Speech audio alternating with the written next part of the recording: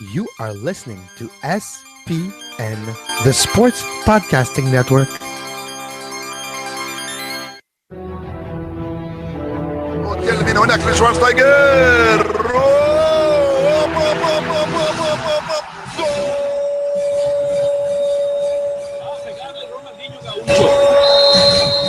Ya lo hace, pierna derecha, directo al arco, golazo, golazo,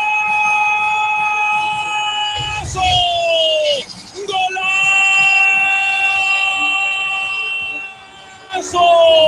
golazo. This is Soccer Today, live on SPN Radio, your new live show about the beautiful game in all its glory, with Duane, Rollins and Kevin Laramee. MLS, EPL, La Liga, Champions League, all is fair game.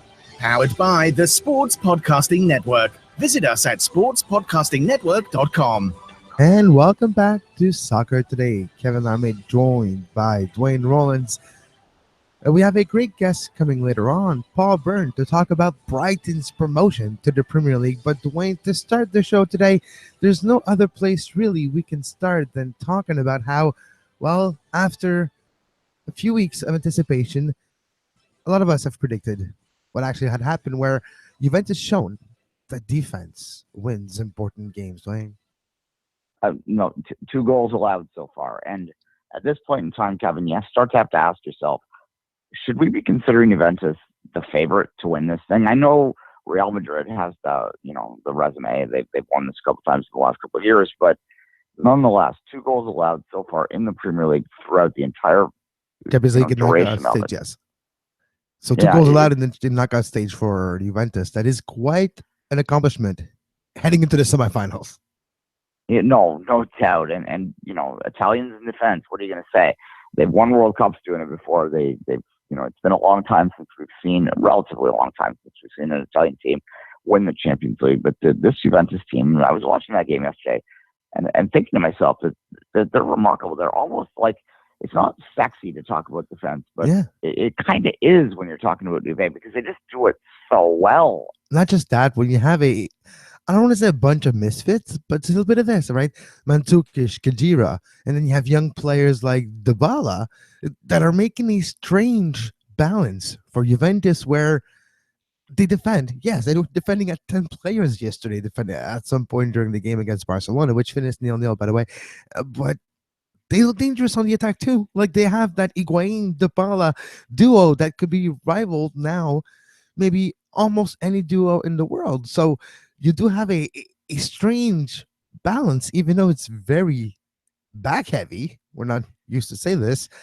It's still balanced the way they're playing it. It's quite an accomplishment that how this team was built, but how that defensive aura mixed with offensive capabilities has really created quite a fun team to watch, even though it's defending. No, fair enough. I have a very serious question to ask to all of our listeners and to yourself. Kevin, is it fair that Uwe has a vampire in goal?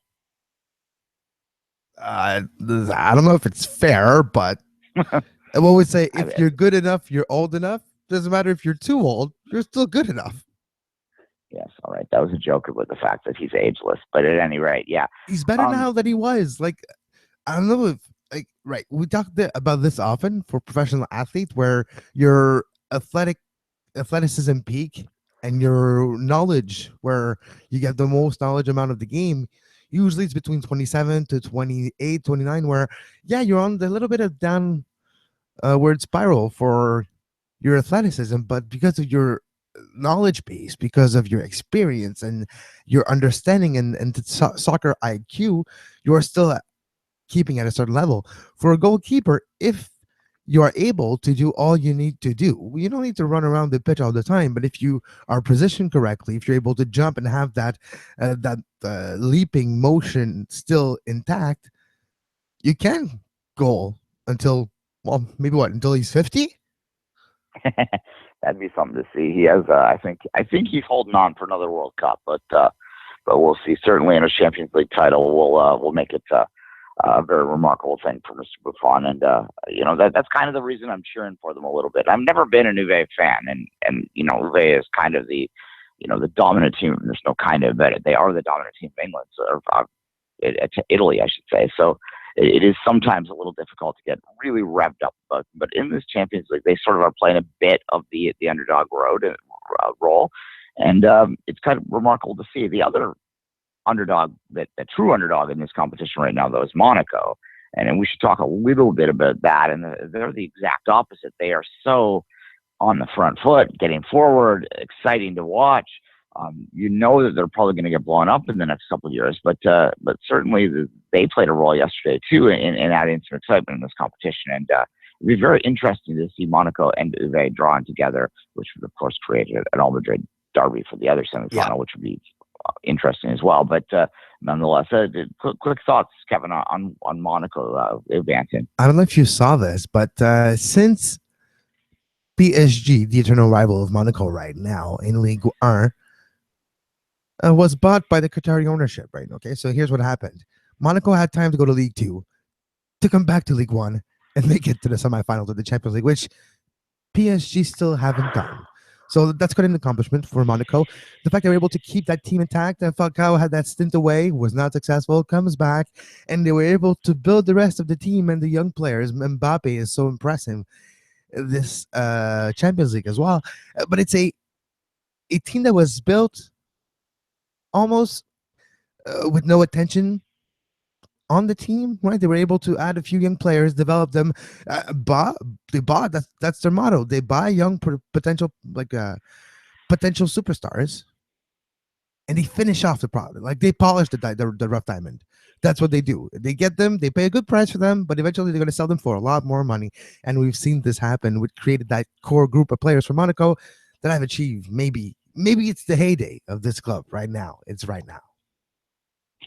No, and certainly I think there's a lot of neutrals that have fallen a bit for this Monaco team. That they play a very exciting brand of football, and they are exciting to watch. But they have to come in as the fourth ranked team in these semifinals for sure, nonetheless. But they have added a lot to this Champions League, and we have to thank them for that, because sometimes all sport can get a little defensive, get a little boring when we get to this level. But Monaco, they know who they are, and they get on the front foot, and they provide some entertainment. Kevin, before we end talking about the Champions League, I think we'd also be remiss if we didn't talk a little bit about the team that was eliminated yesterday. And I'm talking about Barcelona, and whether or not this is the end of an era. I mean, we have declared tiki-taka dead 50 times already, but certainly I think there seems something a little bit different about this time. It seems like they might need some kind of reboot in the very near future. I don't know if I've said this on this show or if it was in conversation with friends. Sometimes I forget where I actually talk, but I know I've talked about this. When your margin of error is very slim, it's easy to not get the win. And the way Barcelona were dominating and scoring goals over the last few years, the amount of skills necessary for the goals they were scoring, like bicycle kicks, we're saying goals that just go in the post and stuff like this, those are hard to replicate. And if you're not on tip-top form, those sometimes won't go in. And if you look at it, just Lionel Messi yesterday as a microcosm, he missed all the balls that he took, and especially in the second half. They were miles away from that.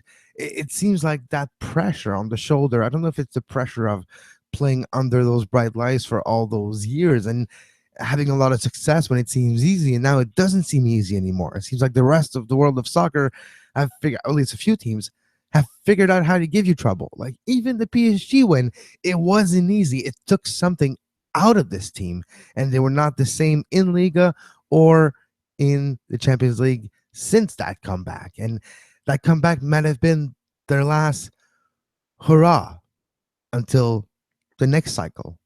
This world of soccer revolves in cycles. It evolves, like it turns around and around. It's a cycle of your good team, and a few years later you figure it out and you find a new tactical revolution that will bring you back to number one. And I think we're starting to see this. And yes, Father Time might have caught up with a few players.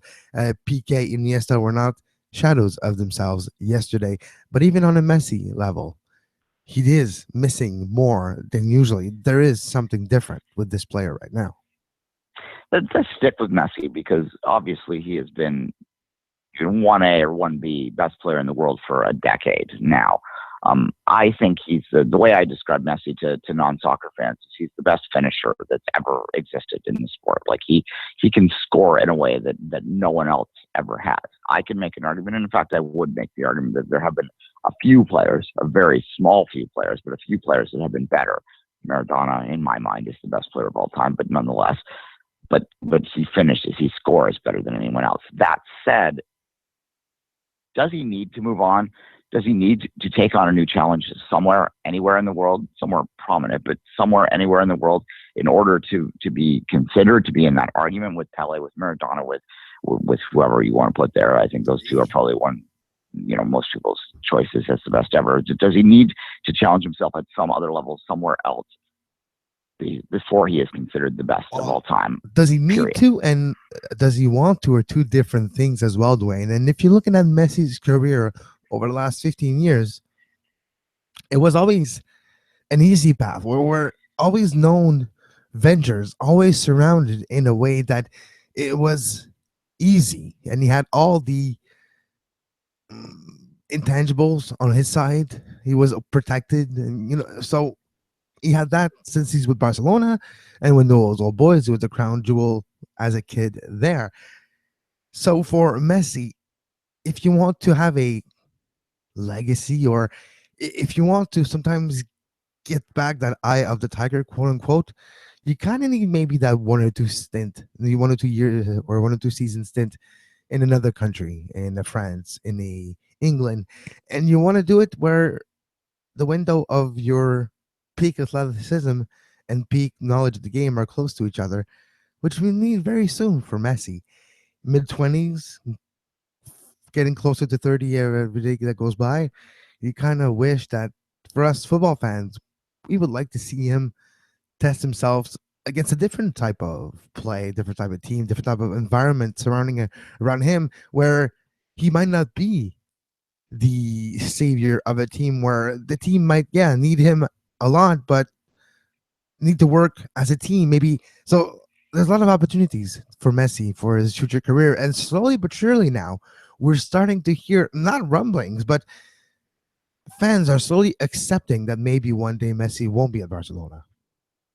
No, and I do have a friend that lives in Barcelona, and he says that you can't explain, you can't comprehend how much he owns that city. It's this person that I know has told me before that he's never lived in a city, he's lived all over, where an athlete had so much prominence over that city. So, LeBron in Cleveland is the only other comparison that he gave to me. But regardless, you're right, though. I think that for outsiders, if he is truly going to be, to answer my own question, if he's truly going to be considered the best ever, I do think he might need to leave what is really a safe space for him in Barcelona. He's been there basically his whole career, his whole adult career anyway. And, I just think it might need to happen. I think you explained exactly what I was trying to say in just 2 words. You said safe place, but not just that, right? There's a theory that if you truly want to perform to your full potential, and can you imagine if Messi hasn't been performing at full potential this entire time, you kind of need to be uncomfortable.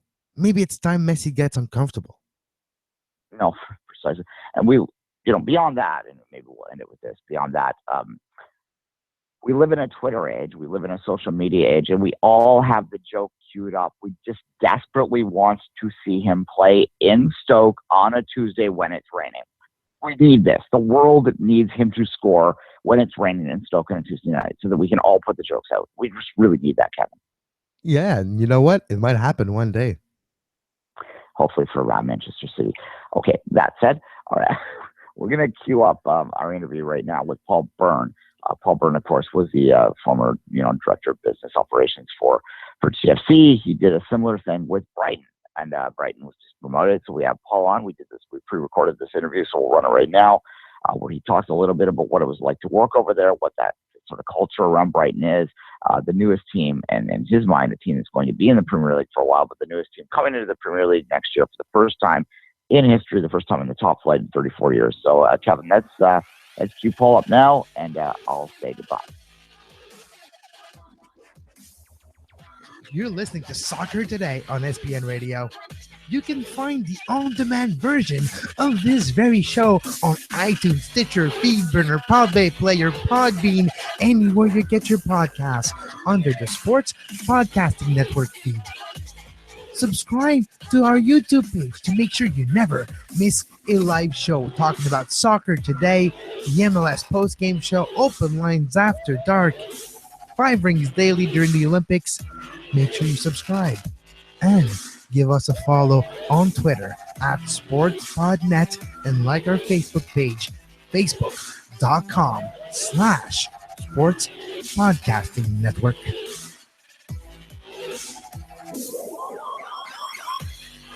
And welcome back to Talking Today. Duane Rollins here with Kevin Laramee, and on the line is our friend Paul Beirne. Paul, who obviously we know him from his MLS and his TFC days, but we're having him on the show today to talk about Brighton, because he worked in Brighton for a while, and they just were promoted, obviously. So how you doing, Paul? I'm excellent, and I'm ecstatic because I've never experienced this before. Being a fan of a club that gets promoted, it's amazing. There you go, and success is something that's wonderful to experience. But Paul, tell us a little bit about what you did in Brighton and your time over there before we get going. So I lived over there for 2 years, and I oversaw the commercial side of the club. So a lot like what I did with Toronto FC. It was about helping that club move forward from a commercial standpoint, and that meant sponsorship and tickets and media and community relations. Sort of the whole gamut. I had some influence on, and over there I was working with Paul Barber, who is the chief exec there, and I got to know him when he was the chief exec at the Whitecaps.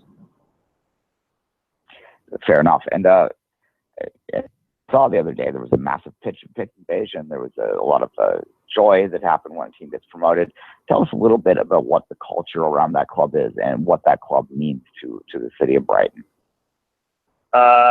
Well, it's kind of hard to put into words without sitting you down for about 3 hours. But yeah, it's safe to say the club was on life support 20 years ago. It was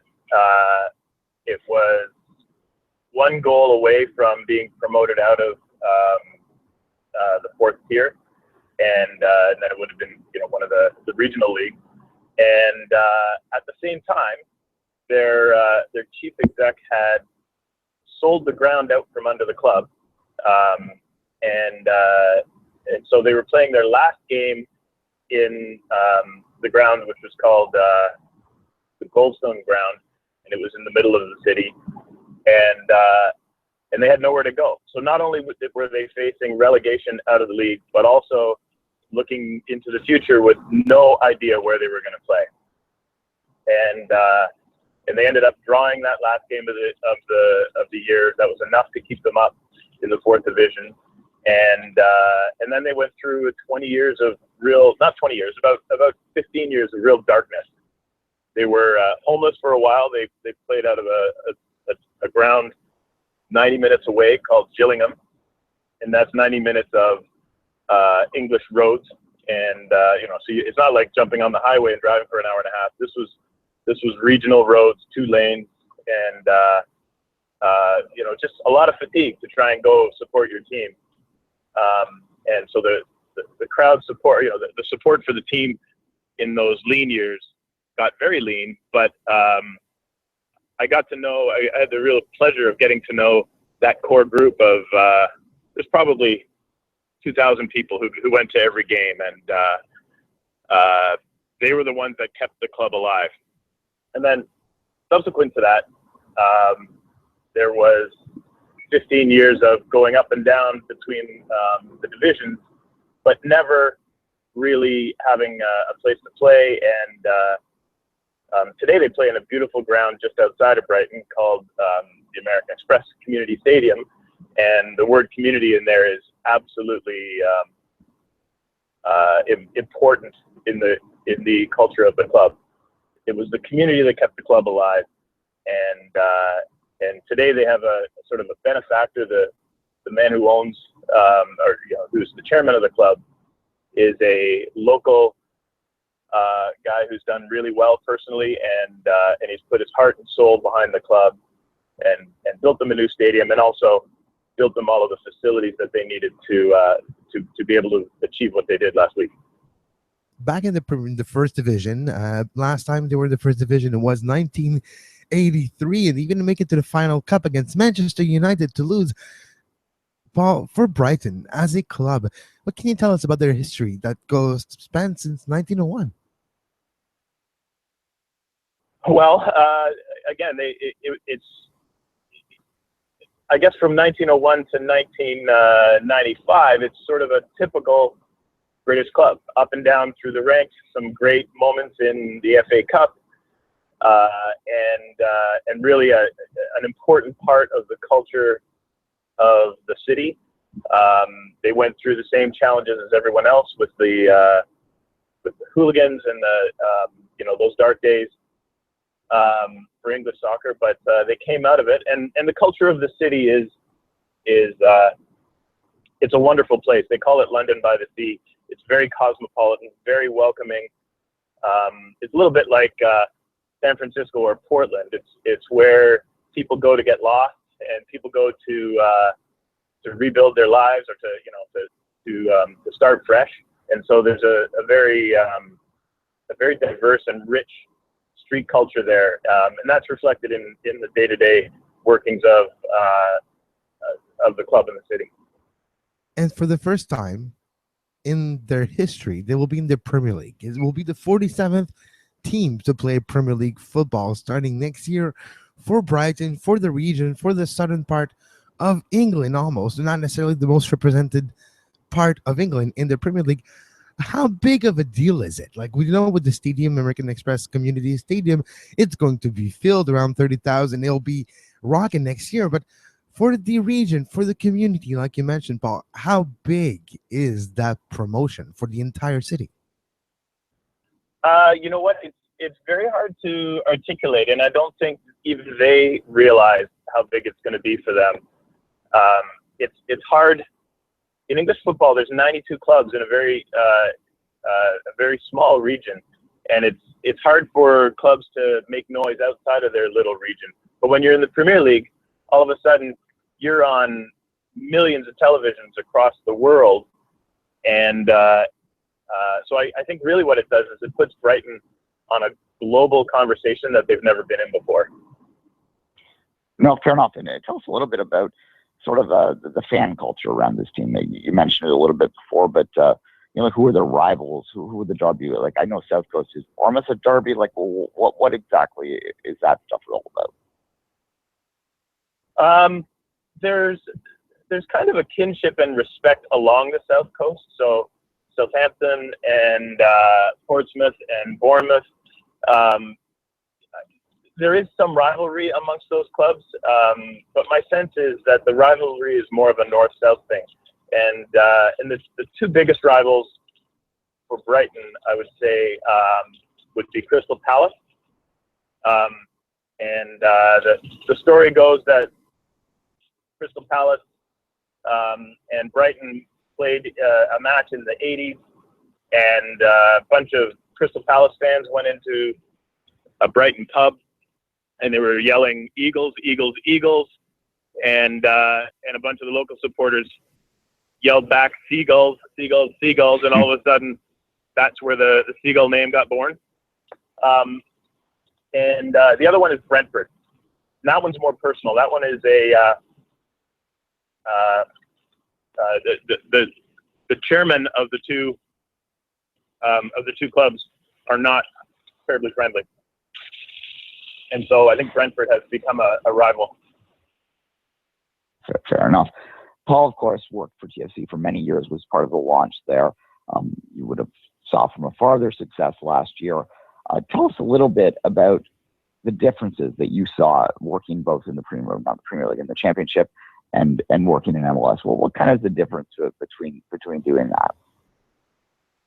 Well, in terms of fan support, I think that was I'll speak to fan support first. That is, in Toronto, we worked with supporters to try and remove barriers to support. And that, if you go back to 2007 in Toronto, we had to train the police and the security people and the building operators that nothing bad was going to happen if we unleashed this group of people in the South End and we let them stand for the whole game and we let them jump up and down and so on. There was a real education there. And over the past 10 years, I think Toronto has maintained its leadership position from a fan support perspective. But Toronto's support and North American support is very much a,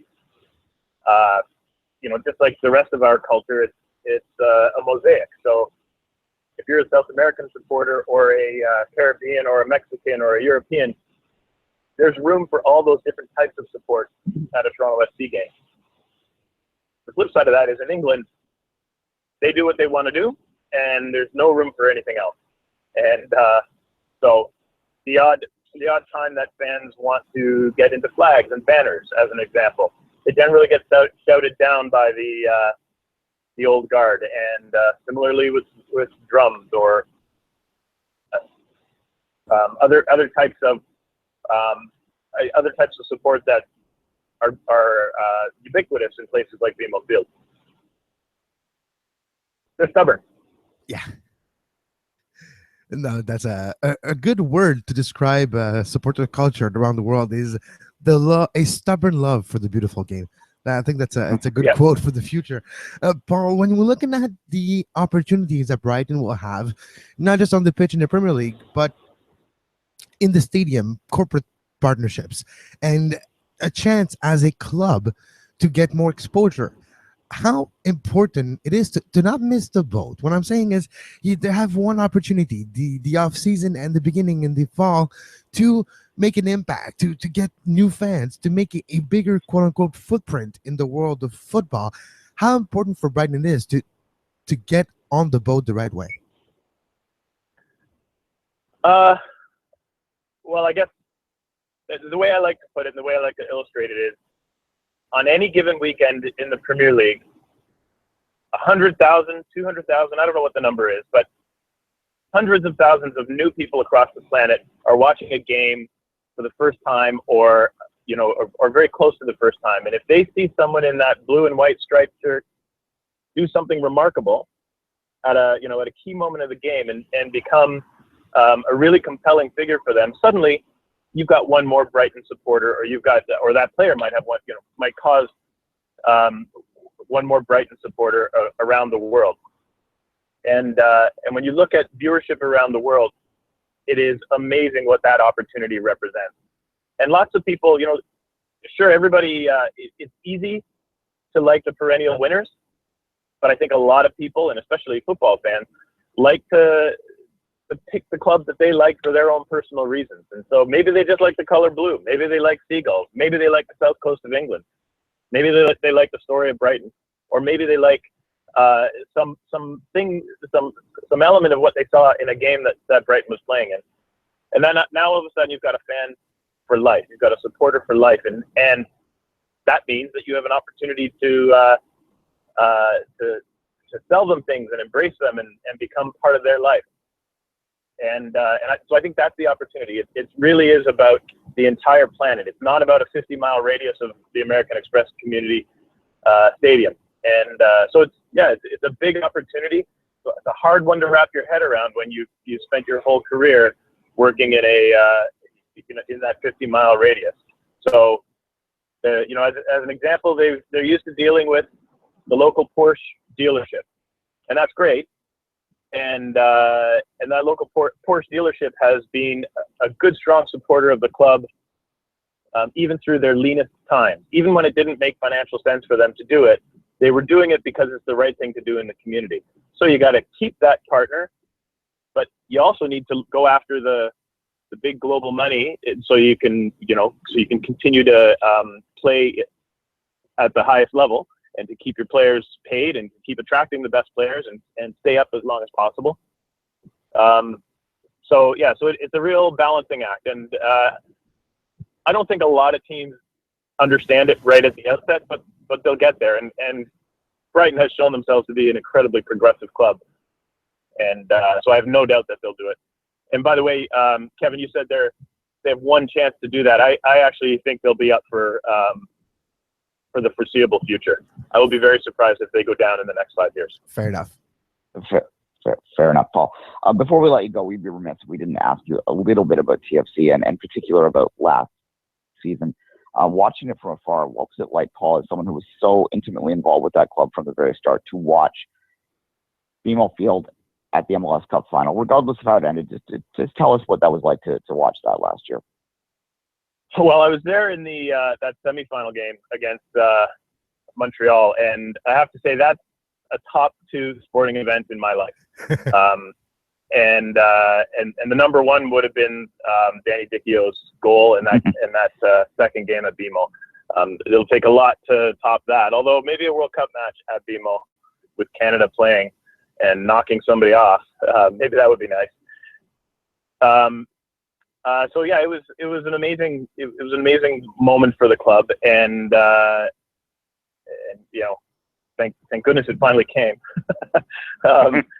You know, I was associated with the club during an era when we had lots of success, but not much of it on the field. We had lots of great moments on the field.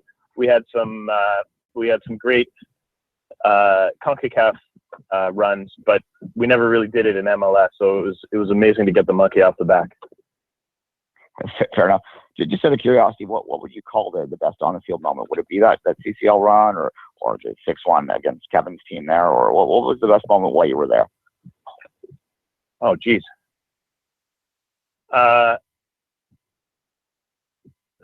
You've got me. I do think that CCL run was really something special. What did we do? We knocked off LA in the quarterfinals, and then who did we see in the semifinals? Was it Santos? Santos, yeah. Yeah. I you know, from an on-pitch performance, I think probably that. But as you recall, at that same time, we were doing really horribly in MLS. So it was a real juxtaposition of peaks and valleys, you know, literally from one weekend to the next. Fair enough, Paul. All right. Hopefully we'll have another reason to talk in a month or so. That's I'm crossing my fingers on that, but I do thank you for your time. You resisted the urge. You resisted the urge to go there. Because Canadian Premier League is coming. All right, there you go. You heard it here first. All right, Paul Beirne, thanks very much. We appreciate it, and thanks for all your work making TFC experience what it was. And hopefully we'll talk down the road. All right, thanks, guys. See you.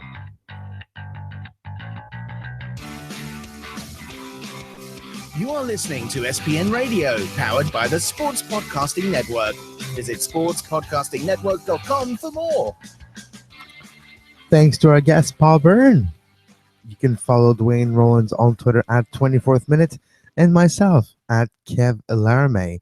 Tomorrow, 10 a.m. with Jonathan Tannenwald, we're going to talk about, well, you guessed it, the Philadelphia Union, one of the worst teams in Major League Soccer this season so far. We'll talk about how this team, what they need to do to turn things around, heading into a, well, interesting matchup in the bottom of the table in the Eastern Conference at home for Philadelphia against Montreal on Saturday. And until tomorrow, as always, have a great soccer. You were listening to SPN, the Sports Podcasting Network. Visit us, sportspodcastingnetwork.com.